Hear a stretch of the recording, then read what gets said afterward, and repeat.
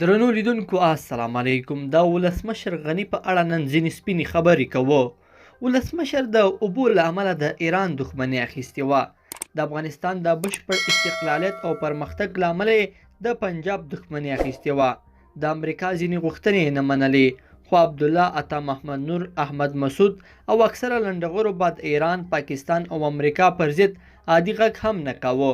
د نظام د بقا لپاره به ټول بهرنۍ دښمني غني اخیستله، خو د همغه نظام شیره به تر ټولو ډیره لنډغرو خوړله.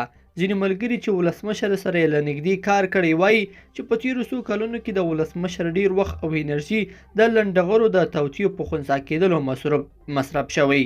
حتی ولسمشر قانع و چې د حکومت هر ډول شیره او امکانات ورکړي، خو دا یې ورڅخه غوښتل چې کار ته مې پرېږدي.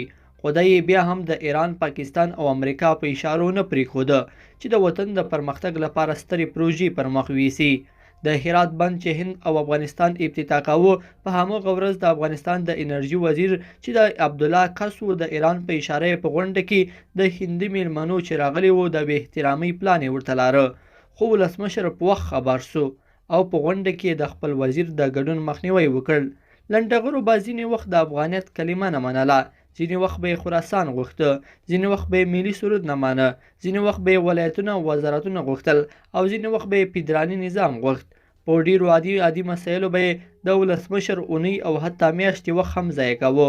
اخر ولسمشر غني مجبور شو چې طالب پر افغانستان حاکم کړي، ځکه دی پوهېده چې که طالبانو پر وړاندې مقاومت وکړي د افغانستان آبادي د لاسه ورکوم.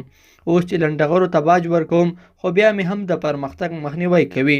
خو که افغانستان وران شي او د باج ورکولو توانایي هم ونه لرم، هغه مهال چې یې بیخي نه کوي، دا بهتره ده چې طالبان پر افغانستان حاکم کړم.